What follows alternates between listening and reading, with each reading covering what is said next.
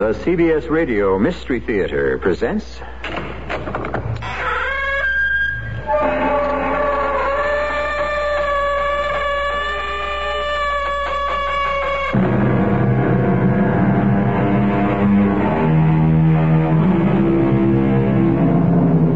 Come in. Welcome. I'm E.G. Marshall. One always admires the truth seekers, and rightly so. However, there have been times when men of good conscience have deliberately concealed the truth because they felt it would be unbearably painful.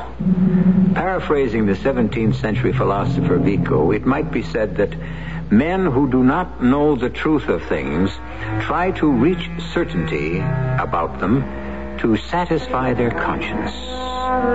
And yet, the discovery of truth can sometimes bring about the exact opposite effect. It satisfies everything except one's conscience.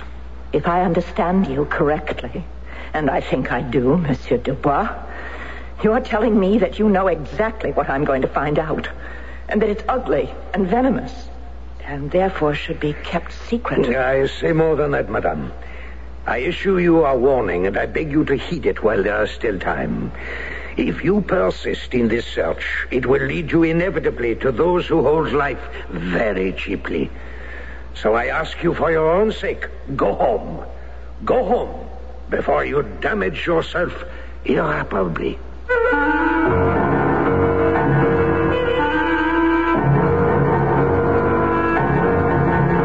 Our mystery drama, Sleeping Dogs, was written especially for the Mystery Theater by Murray Burnett and stars Marian Seldes. It is sponsored in part by Sign-Off, the Sinus Medicines, and Buick Motor Division. I'll be back shortly with Act One. Well, sir, I see you're one of the many people who bought a new Buick Century. That's right. Boy, you want to talk about roomy and comfortable. Just take a look in there. Go ahead. But you have curtains hanging in your car. Yes, and wallpaper, too. Well, why's that? Well, we like the Century so much, we decided to sell a house and live in it. Huh. Well, doesn't that get just a little crowded? Oh, I suppose it might after a while, but, we aren't home that much. Oh. Yeah, we got a little Skyhawk up north. Buick, dedicated to the free spirit in just about everyone. I want that sinus medicine. Headache tablet? No, the sinus medicine that relieves headache and congestion, internal sinus pressure, and postnasal drip. You mean Sign-Off? Exactly. Compare Sign-Off tablets with anything you've ever taken for sinus. No sinus tablet you can buy relieves more symptoms. Sign-Off gives you a full dose of pure aspirin plus a powerful sinus drainer. Sign-Off works fast to help sinus pain while you drain. Sineoff. Sign-Off, the sinus medicines in the bright red box. Take when needed, only as directed. Today, more than ever, isn't it great to know scouting is still going strong? Scouting's a lot of fun, and you get a lot out of it because you can camp, and you can work on merit badges, and you can work on skill Still awards. helping our kids grow up to become good Americans, to be prepared. You might even be able to work to Eagle Scout, and it helps you a lot when you grow up, and it's a lot of fun because you get to do lots of things. Yes, thanks to the United Way and people everywhere, scouting is still teaching honesty, self-reliance, respect. All the ideals worth believing in, ideals worth supporting. Well, this way you get to camp out in the woods, and you get to cook your own food and find out what it's like to just be out in the wilderness seeing how you can do. Get behind scouting. Become a sustaining member. Call the Boy Scouts of America, list it in your phone book, and make a contribution. Let's keep scouting going stronger than ever. Get him to join, and then he can get another friend to join, and pretty soon everyone will be in scouting.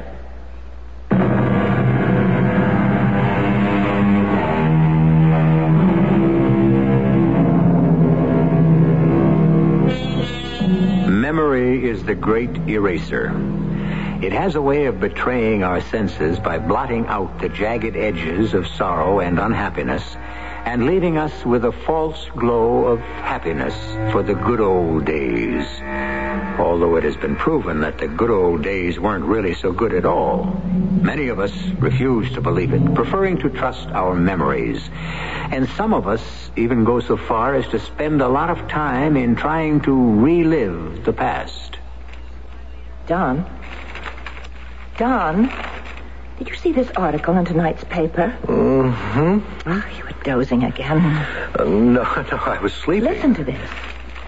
Yesterday, the remaining members of that gallant underground group of World War II, Les Insurgents, had a sad reunion. The occasion was the funeral of one of their comrades, Léon Bourlet, who died after a long illness, reducing the living members of that famous band to 6. Les Insurgents were renowned for their daring exploits during the Nazi occupation and for being the link between a group of U.S. paratroops and the Free French forces some months prior to D-Day. Now, what do you think of that? Léon Bourlet. He was a good man, Leon. Was he?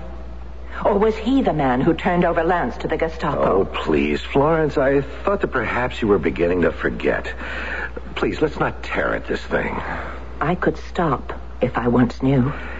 Was Léon Bourlet the man who betrayed Lance? Oh, he couldn't have been. You sound so infuriatingly certain about who it could not have been, and so eternally vague about who it really was. I happen to know that Leon was operating in the south of France at the time Lance was dropped, and I doubt if they ever met. But you don't happen to know who turned Lance over to the Nazis. No, I don't. I'm no longer going to accept that answer, Don. Florence, we've been through this so many times, and so uselessly. Please don't let that news item upset you. It hasn't upset me. It's given me an idea. I'm going to Paris. Somebody there must know. After 30 years, it's been forgotten, I'm sure, if anyone ever really did know. I've been married to you for more than 20 years, Don. And I still can't understand your attitude about Lance's death. After all, you were both in the same outfit.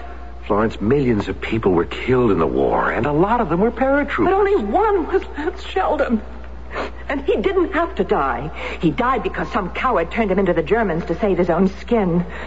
Do you think it's right that whoever that was should go unpunished? I don't think the man went unpunished. I think Les Insurgents took care of him. Well, then why don't you or anyone else know his name? Because of Les Insurgents. I was there. I worked with them. They had a fierce pride in themselves and their love of France. To the public, every one of Les Insurgents was a hero. If one wasn't, no one will ever know. And that's the way they intend to keep it. I'm just as proud of Lance and his record.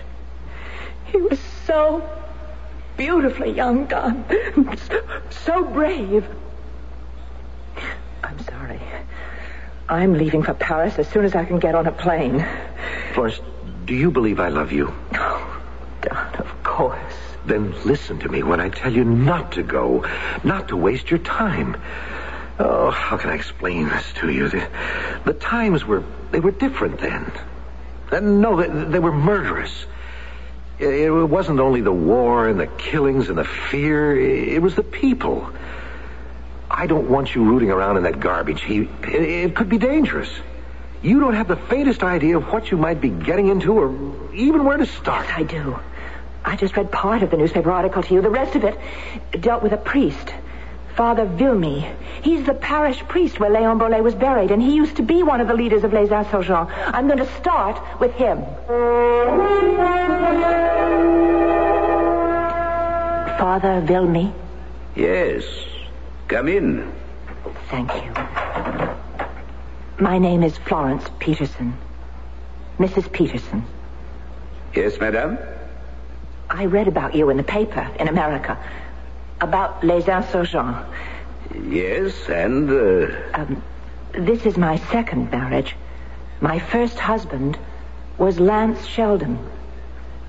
I've come a long way to get an answer to something that's been bothering me all these years.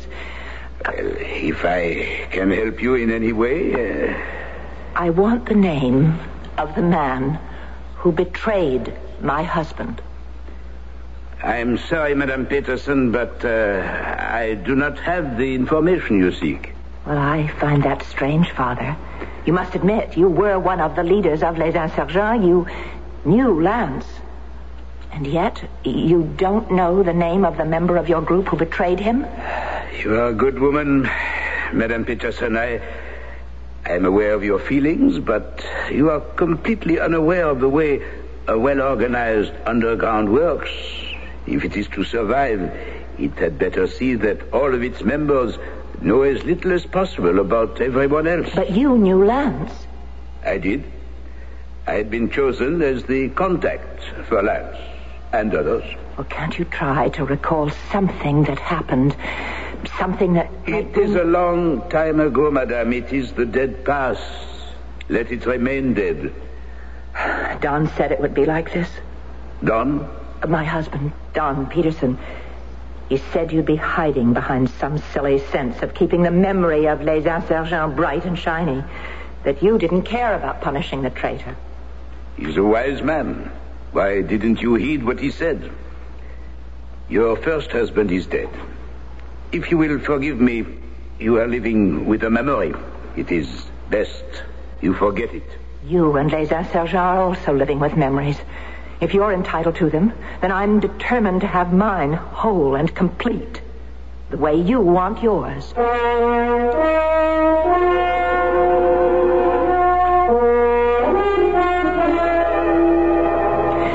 Salad niçoise and black coffee is all I want. No wine, thank you. No wine? But Madame in Paris, that's unthinkable.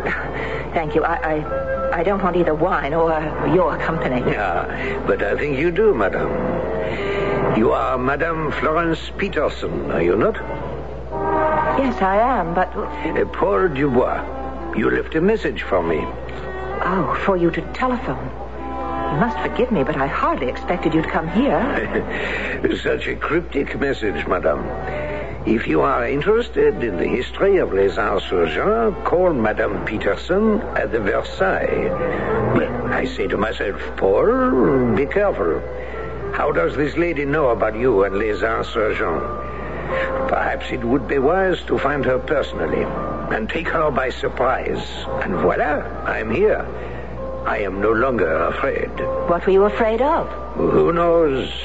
Ghosts, Madame. Evil shadows of the ugly past.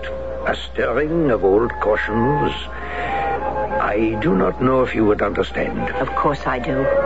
You will be so kind as to tell me how you knew about me and Les Insurgents. I read it in the newspaper. You were one of the men who attended the funeral of Léon Boulay. And why should that have interested you?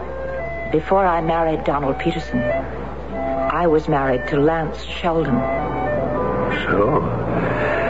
And now you come here to Paris to ask me for what?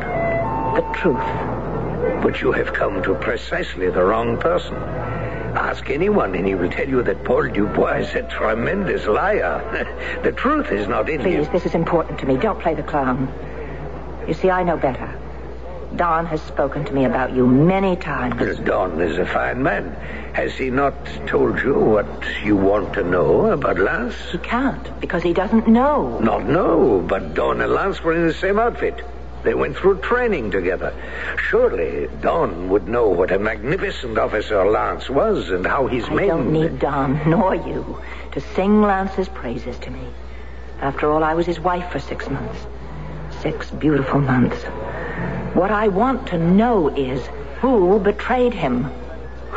Why now, Madame? After all these years? I want justice. I want the man who delivered him to the Nazis punished. I want to make him suffer, just as Lance must have suffered before he died. Your husband sent you? No, he asked me not to come. Why do you think he would make such a request? Oh, he's been telling me for years, let sleeping dogs lie. Don't reopen old wounds, but that's not his real reason. No? What do you think it is? Jealousy. I suppose we both know I'd never have married Don if Lance lived, and I think he wants me to forget. And you think he's wrong? No, I think he's right. But what he doesn't understand is that I can forget much more quickly and easily if I could once be sure that the man who betrayed Lance had gotten what he deserved. Do any of us ever get what we deserve? Oh, Monsieur Dubois, I didn't come more than 3,000 miles to answer philosophical questions. I understand, Madame. You came for revenge. I should think you'd be even more anxious than I to see the man who betrayed you punished. Madame, if I were to tell you... That man there, at the door. It's Father Lumi. Nonsense. What would he be doing here? I tell you, it is. Yeah, well, sit here a moment. I've known Alex much longer than you. I'll see if it is he. He's not wearing his collar. He just went out the door. I'll be back immediately.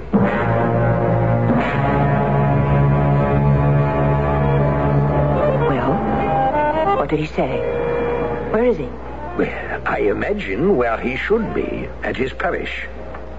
You're telling me that I didn't see Father Vilmy? Madame, I searched the corridor and the lobby. Alex was not there. Why are you lying to me? I'm sure I saw him. Please forget what you think you saw. You want to know why Les Insurgents should not be as anxious as you to see the betrayer punished. Remember? Yes. Well, the answer is very simple.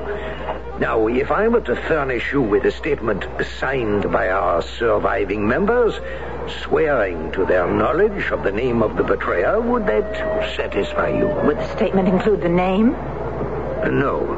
Well, why not? Because it would serve no purpose. That's the only reason I'm here. Madame, Paris was a very different city under the occupation, a very different world. Values were different then. Not mine. Have you ever turned up a stone and suddenly what was beautiful and verdant is ugly and venomous, and the peaceful countryside changes completely? You are telling me that what I may find out is ugly and venomous and therefore should be kept a secret? I'm saying more than that, Madame Peterson. I am asking you to take the statement we are willing to give you and return home. Heed my warning while there is still time. If you persist in this search, there is danger for you. You're threatening me. No. I am simply warning you that your search will inevitably lead you to some who held life very cheaply in those days. And they may easily revert to that old savage philosophy. I cannot be responsible for what may happen.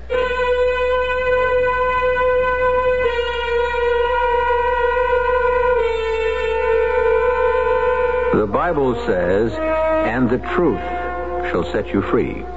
But it doesn't say at what cost. Some people aren't willing to pay the price. But Florence Peterson seems willing to risk her life in order to find and punish the man who betrayed her husband. I'll be back shortly with Act 2. Sears announces the Great American Paint Sale. Now save $4 a gallon on Easy Living, the one-coat paint Sears used to help protect the home of Betsy Ross and Boston's Old North Church. Now save on Easy Living, Sears' best flat-finish latex. It covers walls and woodwork in one coat when applied according to label instructions. And later, when it counts, washes clean like enamel. Regularly $11.99, on sale now only $7.99. A $4 savings for great American homes like yours. Here we are talking with one of the thousands and thousands of people who bought a Buick this year. This is a Skylark, right? That's right, pretty, huh? Indeed it is. You want to sit in it? I'll let you for $1.25. Do you charge to let people sit in your Skylark? Oh, this is a very nice car. Look, I figure when word gets out, people will be lined up for blocks. Hey, you want to honk the horn? Give me a dime. Listen, sir, Buick dealers let people do this for free. They do? Yeah. Well, I think they're missing a good bet. Buick, dedicated to the free spirit in just about everyone.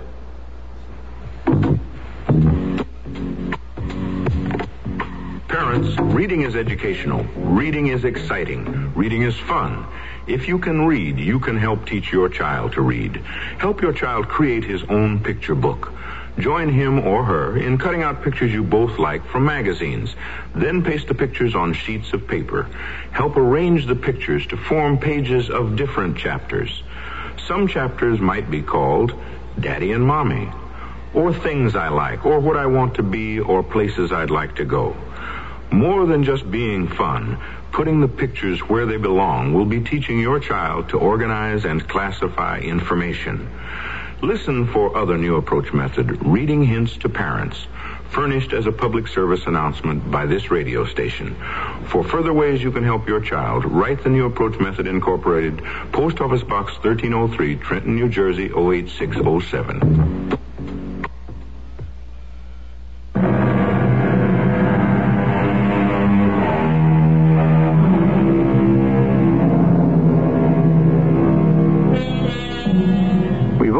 heard perhaps too much about anti-American feeling all over the world, and some travelers return with stories about the coldness of the French to American visitors. Most Americans still find Paris a beautiful and friendly city to visit, but the reception given to Florence Peterson is really something else. Not only do the people she is seeing say, in effect, Yankee, go home, but they are seemingly willing to force her to get out of France.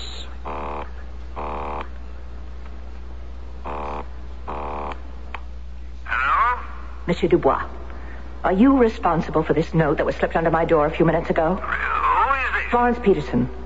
I'm calling to tell you that I don't appreciate what you've done. I react very badly to threats. Slowly, madame, if you please. I don't know what you're talking about. But I'll read it to you. Madame, forget what you have come here for. If you are wise and concerned for your safety and sanity, you will be on a flight out of here tonight. Be wise and go.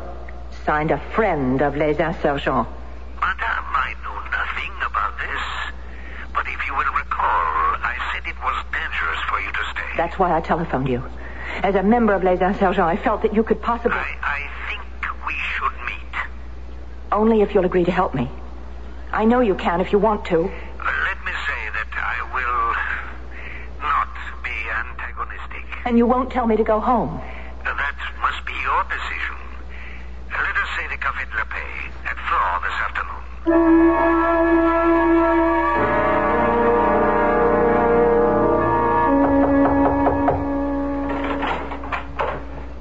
Oh, Mr. Craig, do come in. Thank you, Ms. Peterson, for seeing me. My credentials to show that I'm attached to the consul here in Paris. I checked right after you phoned. That was wise. I can't imagine why you wanted to see me. Well, about your, shall we say, mission here in Paris. And how did you hear about it, Mr. Craig? Well, that doesn't have any bearing on my reason for being here, Mrs. Peterson. You've opened a can of worms. I thought so. I'm happy to hear you confirm it. Don't jump to conclusions. We're not happy about what you're trying to do. What? Well, now, please, I'd like you to try to understand. I'll try. The information you seek will only, stir up a lot of trouble and cause repercussions that far outweigh any personal motives that you may have. Mr. Craig, why should you be here to keep me quiet? Well, I assure you, Mrs. Peterson. What is it? Why are so many people anxious for me not to know the identity of a traitor? Well, that's one way of looking at it. Is there any other way? Mrs. Peterson, whether you like it or not, the world has moved on. Some of the heroes of the resistance, and particularly Les Insurgents, have become important figures. What you're trying to tell me in your special diplomatic fashion is that the man who betrayed my husband is now an important figure and must be protected. No, I never said that. You've misunderstood completely. No, I don't think so. Mr. Craig, I don't care what happens, as long as I can find the man who was responsible for my husband's death.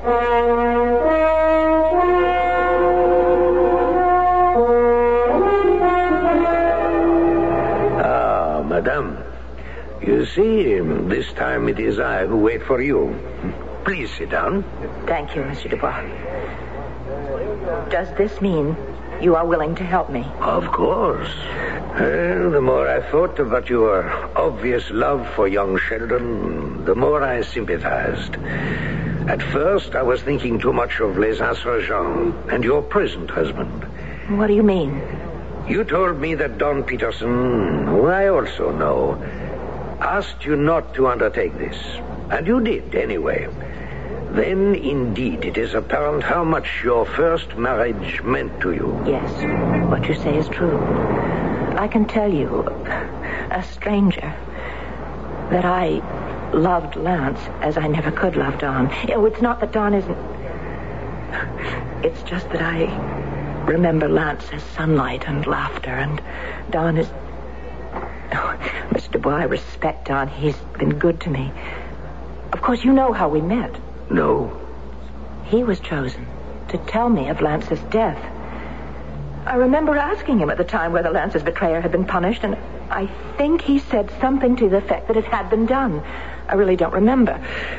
He was very kind, gentle. Yes? Maybe I haven't been the wife to him that I should be. But I do try, honestly try. But Lance is there somewhere in the back of my head. And also in your heart. Yes, I suppose so. But I really believe that if I can satisfy myself that justice has been done, then maybe it isn't too late for me to make it up to Don. And that is why I am here. I am prepared to help. Then you'll give me the name. That's not for me to decide. I must obtain permission from my comrades. If you will wait until I make a phone call, I may have some news for you.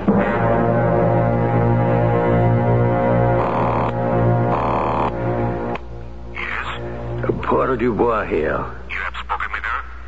I can only apologize. The identity of the man who gave Lance Sheldon away has become an idée fixe with her. I don't believe that there's any way in which she can be dissuaded. Well, we just have to let her go ahead and try to block her at every turn. I disagree. You must be protected at all costs. That is our prime objective. I suggest elimination. Absolutely not. You have not met the woman. I have. She will not rest. There is no reason for her to be removed, and I forbid it. There must be another way. Can you think of one, sir? What about Alex? Well, she started with him. She may have a reason to mistrust him. He is still a priest. Perhaps we can get him to help you prepare some kind of a charade. Something that would satisfy her and still conceal the truth. Everyone would be happy.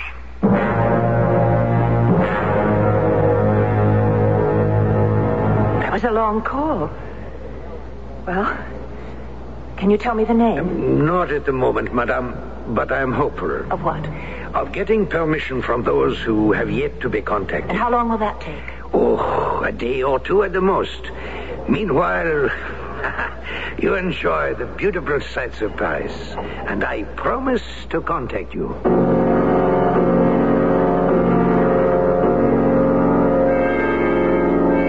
Alex, a course of action has been suggested. One in which you can be of help. And that is? To give her an answer, to make her believe that her search has been successful. Can it be done? I think, with your help. And what would that consist of, Paul? Well, let's say a theatrical presentation. A recital of how angry we were when we discovered that we'd been betrayed. And how frightened, if we must be truthful. That too. And then we discovered the traitor, and we eliminated him. Lance Sheldon's death had been avenged by the death of the man who betrayed him, and Madame Peterson is happy. Do we have a name for the traitor, Paul? Any name will do. Any name in your graveyard. No. But it's foolproof, Alex. We'll tell her what she already half believes. That you couldn't give her the information before. You had to get permission from all the members of the group. I cannot use the church to buttress a lie. I will not be a party to it, Paul. The church doesn't enter into it. We are using Alex Vilmy, a former member of Les Insurgents, to protect our reputation. Alex Vilmy could have done it. Father Vilmy cannot and will not. Think of the peace that you will bring to this poor, tortured woman. I have spent time with her. She's sincere. She really must have this information. And you, think of the poor soul lying in his grave. The soul who never committed a murder, and whom I, a priest, now name as a killer. No, Paul. You cannot ask this of me. I do. In the name of Les Insurgents. In the name of every one of us who fought alongside you, Alex, and who died protecting you and me. I do ask it. And I refuse. In the name of the Lord.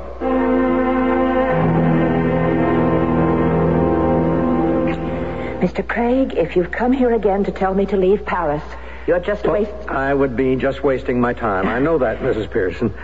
And as I told you over the phone, that's not my purpose. But surely you're not here to help me. Well, that's exactly why I am here.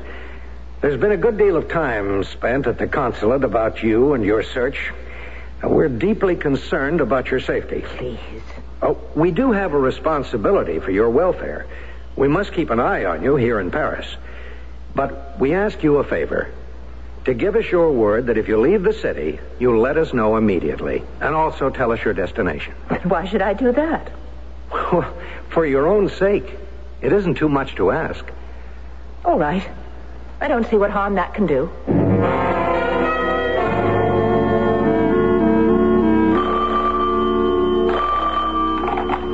Hello? Madame, I have good news for you. Tomorrow you shall have the answer you seek.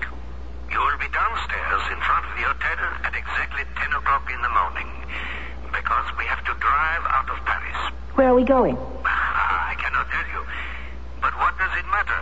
I promise that when we are finished, there will be no more questions in your mind. Oh, that's wonderful. Oh, but... Oh, I feel like such a fool. I've made a commitment. I thought you were committed, madame, to finding the name of the man. Oh, I am. I'll go with you, but I promised to inform the American consulate if I left Paris, to tell them where I'm going. Out of the question. But I gave Mr. Craig my word. That is regrettable. I wish you a good day. No. Don't hang up. Why can't you let me tell the consulate? What harm could there be in that? Madame, you have never understood us or our motives. You have looked only at yourself. I thought by now you would have realized how jealous les insurgents are of their place in history, of our reputation. Because I pleaded your cause, and because the answer you seek concerns me personally, permission has been given to tell you the whole story. But it must stop there. No one else. I thought I could trust you. Right. No. All right. I'll be downstairs at 10 o'clock, and I'll go with you, and I won't tell a soul. I give you my word.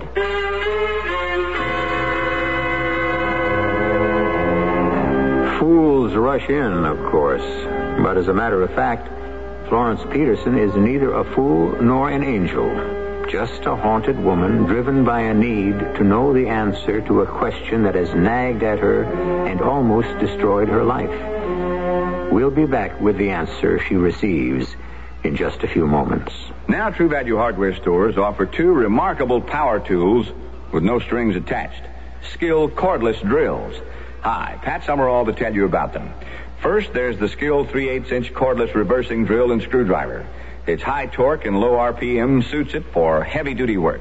It reverses to remove screws or jammed drill bits. You can use it indoors or out, and it recharges overnight. This Skill 3/8-inch cordless reversing drill works so well, you'll probably use it even where your regular drill would reach. Yet it's just $39.99. The second skill tool from your True Value hardware store is the 1/4-inch cordless drill with double reduction gearing for high torque and the trigger safety lock to prevent accidental starts. It's just $25.99. So get the power tools with no strings attached. Skill cordless tools. They're just a few of the many values at participating True Value hardware stores. By the way, tell them Pat Summerall sent you. From Maine to Mauna Loa, all across this great big land, there's a neighbor who is ready to lend a helping hand. When a hurricane is brewing, when an old man needs a friend, where there's suffering, where there's trouble, there's a friend you can depend on.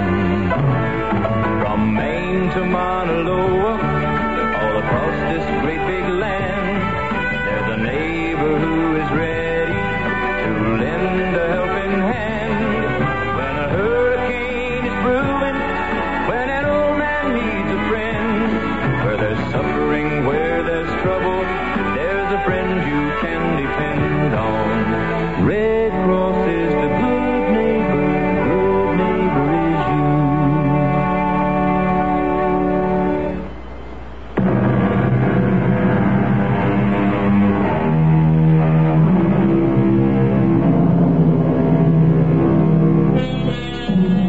At some point in our lives, I'm sure all of us have felt that we were out of place. But I wonder how many of us have ever experienced the feeling of being out of time. That is to say, that your presence in that particular place was either too early or too late. That was exactly the feeling that Florence Peterson was experiencing as she sat beside Paul Dubois and felt him slow the pace of the speeding car. We're almost there, madame. Colombey-les-Deux-Églises. Isn't this the town where General de Gaulle lived? And he's buried, madame, as are some of his officers and brave men of the resistance. Right here, in this cemetery. And if you please, madame. Thank you. Are you all right? Yes, I think so. I just feel frightened. Cemeteries affect some people that way. A reminder of our mortality. I'm all right now. Good. Here, we step off the path here. My family plot is just over there. You're showing me a grave? Yes, madame. A tombstone. And on that tombstone will be the name you seek. But I thought you said this was your family. The end of your search. René Dubois. Born 1921. Died 1944. My brother, madame. My brother was the traitor. Oh, no. Oh, I'm sorry. No, you are not. He was too young. I blame myself, but it was difficult. We had always been close, and we made a mistake. I told him about les insurgents and asked him if he wanted to join us. I knew, of course, what the answer would be. But I did not know that within 2 weeks he would be caught. It was too soon. I understand. You don't have to say any more. You must hear the whole story. We knew René had been captured, but he rejoined us a week later with only a few superficial bruises and a story that he deceived the Gestapo into thinking him an innocent. I wanted to believe him. I think it was only because he was my brother that the other officers allowed themselves also to be deluded. But it was possible, wasn't it? Hardly, madame. We had seen too many prisoners who had been interrogated by the Gestapo. And then little things began to go wrong. Our plan seemed foredoomed to failure. And we knew. But still, no one said anything to me until your husband was captured. Then we knew action had to be taken. He was my brother, madame. And I executed him. Your husband and les insurgents were avenged. But an oath was taken, madame, an oath not to reveal this to anyone. It was something that was finished and forgotten. I promise to forget. I will never breathe a word of this to a living soul. I understand so much now. The reason for your actions and Father Vilmy. Monsieur Dubois, I neglected to ask you when you ordered the gravestone I put in your plot yesterday whether you desired the bill to be sent to your home or your office.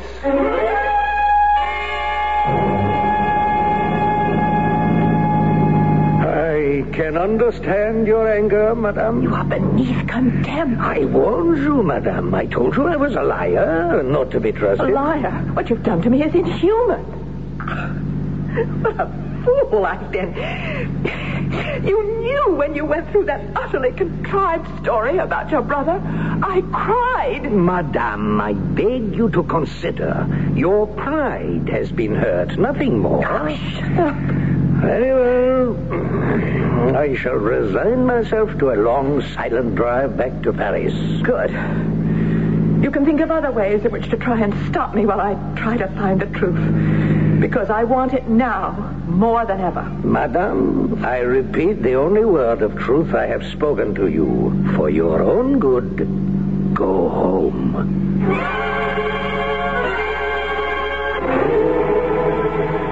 Hello?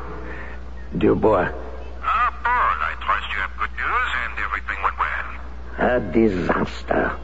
The stonemason asked where he should send the bill just after I'd convinced her.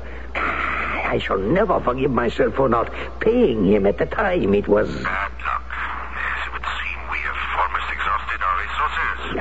I don't see what else we can do short of... Well, you will have to forget about her. Obviously, I still have one avenue open to me. I cannot think of a single possibility. The truth.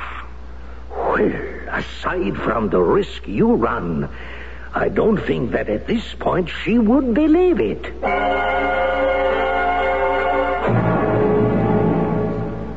Hello? Dawn. Oh, I'm so glad you're home. I know it's terribly expensive to call, but I must talk to you. I missed you. I missed you, too. Honestly, more than I thought I would. I need you, Dawn. Oh? What is it? Something new has come up. What is it? I have to go to Munich. Why? Why don't you take what is good advice and come on home? Oh, Don, please. Not you. Just let me read you this note I received. Go ahead. Madame, if you want the answer you have been seeking so avidly, go to Munich. You will find an Heinrich Rottmann listed in the telephone directory. Call him. Identify yourself as having been sent from Paris by the Fox. 30-some-odd years ago, he was Colonel Rottmann, head of the SS forces in Paris. He has the answer you seek. Don, you hear me? Yes? Well, what should I do? All I can say is that there was a Colonel Rottmann. And if I were you, I'd call Munich before I leave Paris. If you reach him, tell him you're coming. Don't tell him why over the phone.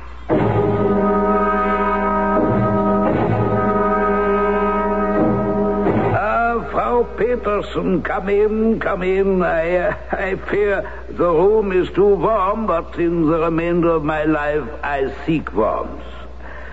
How do you come to know the Fox? My husband served with the resistance in France. You said your name is Peterson. Your husband was not French? My husband's name was Lance Sheldon. Captain Sheldon. And I want to know the name of the man who betrayed him. It's someone important. Someone so important that no one will tell me. Frau Peterson, are you sure you want this information? I've come a long way to get it, Colonel Rottmann. The name of the traitor was Sheldon. Captain Lance Sheldon of the United States Army. What? What are you saying? Your first husband, Frau Peterson, was the man who betrayed les insurgents. I don't believe you. Well, believe what you want. You came to me for an answer. I give it to you. A French farmer who had been cooperating with us saw your husband's parachute descent one night. He reported it to us, and we picked up Captain Sheldon. No. If you do not wish me to continue, I will stop. We will talk about other things. This can't be true. Lance would never... Captain Sheldon quickly saw the strengths of our position and the weakness of his, particularly after we introduced him to some prisoners we had interrogated. So he quickly agreed to work for us.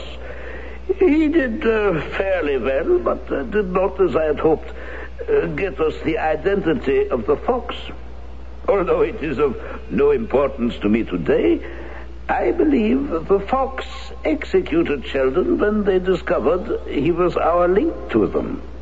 And if that is so, then there would be good reason not to tell you, no? It just can't be. This is another of their tricks. It's just another attempt to keep me from the truth. I won't fall for it. I won't allow them or you to blacken the name of my husband. Break my heart. Oh?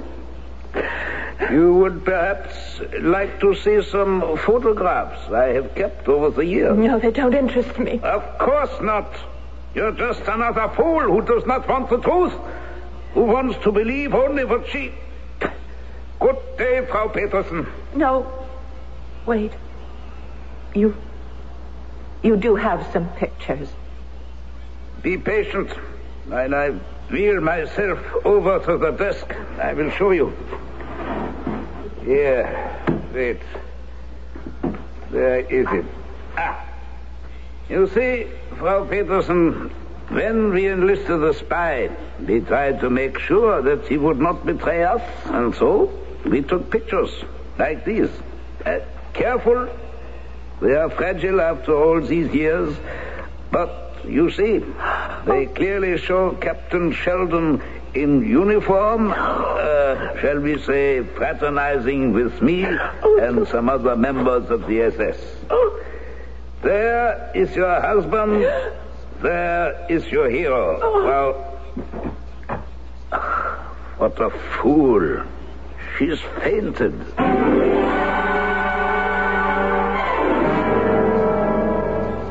Florence, over here, this way. Don, how did you know I'd be on that? Dubois cabled me that you'd be on this flight. Oh, well, that was nice of him. Of course. Well, now you know. Yes, I know. Don, I can't face you. All these years. These long-wasted, bitter years. And you must have known and you couldn't tell me. Oh, I can't ever... How can I make them up to you? No need. Remember Browning's poem? Grow old along with me. Oh. The best is yet to be. Don. For you, Florence. And for us.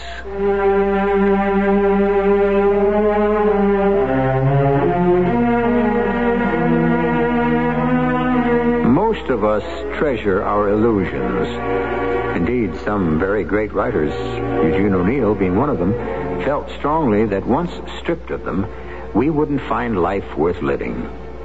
But there must be exceptions to every rule, and particularly one would feel when the bitter loss of illusions can also give you a reason for living. And Don Peterson had just given his wife the best reason in the world: love.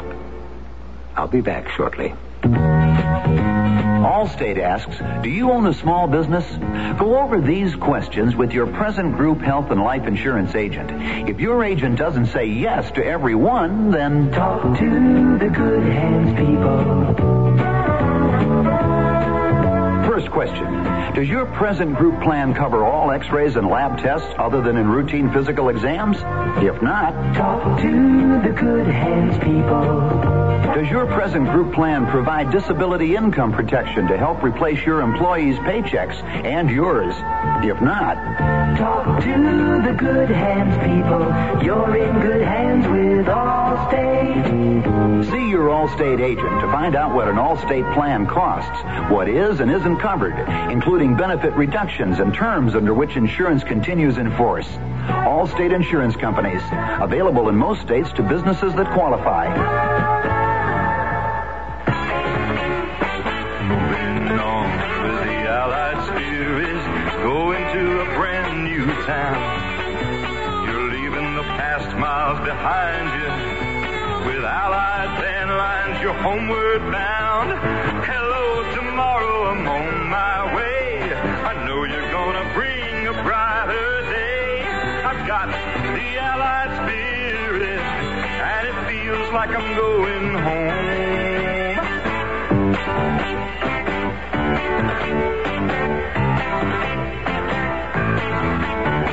New friends to make, new seats to sow. With Allied van lines, I'm raring to go. Hello, tomorrow, I'm on my way. I know you're gonna bring a brighter day. I've got the Allied spirit, and it feels like I'm going home.